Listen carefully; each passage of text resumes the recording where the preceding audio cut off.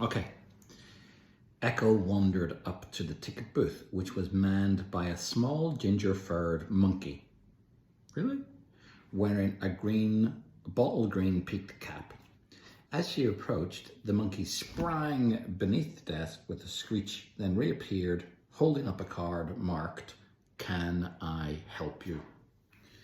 "I'm meeting someone arriving on the midday from Port Tourbillon," said Echo. The monkey blinked for a moment, then ducked beneath the desk again and popped up with another sign. "I think that's the wrong way up," said Echo, tilting her head. The monkey slapped its forehead and spun the sign around. It read, "Delayed." And look, there's a picture of the monkey with the sign upside down. It then took a pair of binoculars from the desk and scanned the sky before letting out an excited shriek, even extending one long, hairy arm. It pointed to berth 3. Echo turned to look behind her and saw, with a burst of exhilaration, the silhouette of a mid-sized passenger airship in the distance. "Thanks," she said, racing off to the berth to wait, all thoughts of her treasure hunting disappointment momentarily forgotten. As the airship neared, Gilbert let out a gleeful chirp and Echo made out Horace's familiar blonde head at one of the portholes. The ship descended, propellers whirring, to hover above the dock. As it came closer, Echo bounced up and down on her toes in anticipation. A crew of robots whizzed forward and lashed the airship's ropes to the mooring posts of the aero dock. Finally, the gangplank unrolled like a huge metallic tongue, and the passengers disembarked. Sleepy Pam's was the furthest outpost of the Eastern Airship Company, hundreds of miles from the city of Lockfort, where Echo and Horace had grown up, and even from Port Tourbillon, where Horace had been working as an apprentice to the famous explorer Professor Digerwing. Only a few passengers descended from the ship. Echo soon saw Horace stagger down the gangplank with a satchel slung over one shoulder, a little suitcase in one hand and a large book in the other. He looked rather green, Echo noticed, but he had never been very good at air travel. "Horace," she shouted, waving. "Echo!" Horace smiled weakly as he approached her. He dropped his suitcase on the ground in front of her. "And Gilbert." He tickled the little lizard under the chin, and Gilbert's scales turned pink with pleasure. "You both seem really well. The sky pirate life must be good for you. You certainly look the part," he said, taking in Echo's indigo velvet breeches and her frilled cream shirt. "Thanks," Echo beamed with pride, and her heart swelled so much the buttons almost popped off her jerkin. "I don't have my cutlass or my tricorn hat yet, but I will soon." "I suppose you have to earn them by doing something dangerous?" he asked. Echo frowned, suddenly uncertain. How did she earn them? The other crew members all had a blade and a tricorn, even Flora, and she was younger than Echo. She shrugged as if she didn't care at all. "I'm not quite sure. How's Lockfort anyway?" she asked, grabbing Horace's case. "I hope your father isn't still making trouble." Horace's father, Alphonse, had been the king of Lockhart and for years had kept the outside world a secret from everyone who lived there. In fact, Echo and Horace had grown up believing there was nothing beyond the city walls. King Alphonse had been trying to protect the city of Lockfort, but instead had made the city into a prison. In fact, if an explorer called Professor Digerwing hadn't crashed his airship into Echo's bedroom one moonlit night, they might never have learned the truth at all. I remember when that happened.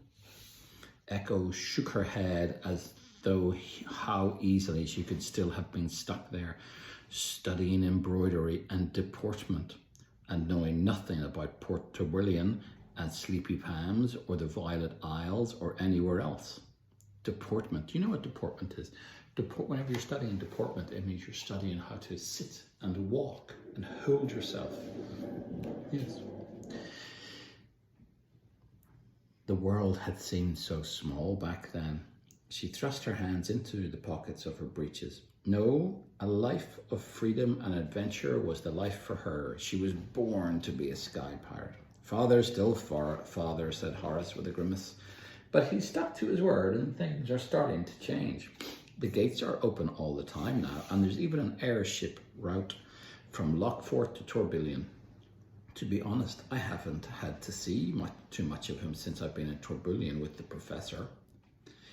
After discovering the truth about the world outside Lockfort, Horace had jumped at the chance to leave and to take up as an apprentice with Professor Daggerwing. We're studying the evolution of the lesser spotted stink beetle. At the moment, he said proudly, would you like to see one? He reached into his satchel and Echo held her nose. No thanks, she said. Stink beetle. Probably a bit smelly.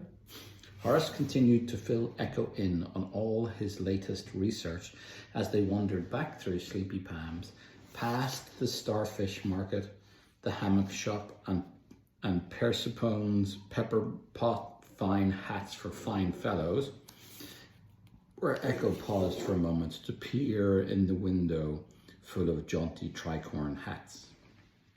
Gilbert twitched his snout as the delicious scent of barbecued meat drifted by.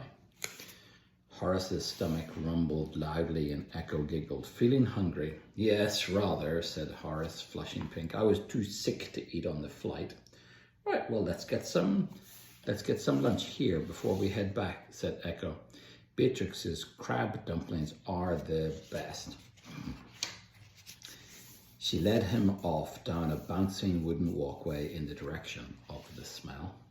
Soon they were feasting on crab dumplings, sweet chili noodles and spicy peanut broth at Skitterbrook's Treetop Cafe, a cozy collection of sun-soaked bamboo tables dressed with cheery pink tablecloths nestled among the palm branches. They ate in companionable silence, Echo pausing every now and again to offer a chili noodle to Gilbert, whose scales flared bright red with every bite. This is delicious, said Horace, leaning back in his chair and basking in the sunlight. I do love working with the professor, but I must admit, it's nice to just relax sometimes. How long are we staying in Sleepy Palms? Another 2 days, said Echo, through a mouthful of dumpling. Then we're on to Trombones. There's rumoured to be a ruined temple in the jungle there.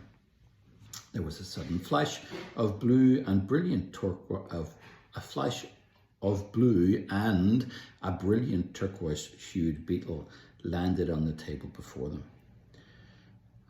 Horace put down his fork. How fascinating, he said, his eyes sparkling. I do believe that's a Pearlman bleu. With a snap, Gilbert the lizard sprang forward and devoured the little creature in one gulp. Well, it was a Pearlman's blue-nosed beetle, said Horace, looking slightly shocked before breaking into a grin. I hope it was delicious.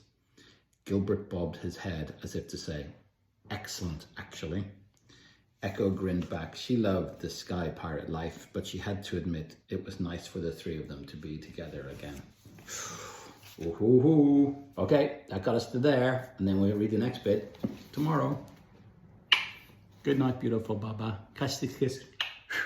And this one. Good night.